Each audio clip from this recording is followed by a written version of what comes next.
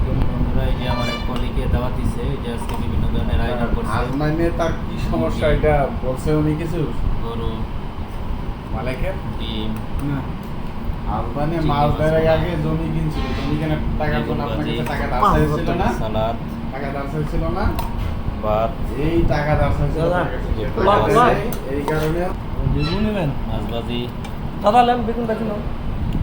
এই যে বড় চিংড়ি বোনা, ডাউল। এই যে আমাদের এই কলিগ ভাই আজকে দাওয়াত দিছে। শাইন ভাই, কোনো উপলক্ষ নাকি? না কোনো উপলক্ষ নাই এমনি। এই যে আমাদের দাদা আছে, বল সাথে? বল আপনি বল শাইন ভাই বললো বল বল তারপরে এই যে আরেক ভাই আছে, আনোয়ার ভাই। আনোয়ার আছে। আমি ওই যে খাই না, সোজা করে লন আগে। হ্যাঁ, বলেন এই যে কলিগের বাসায় দাওয়াত খেতে আসলাম।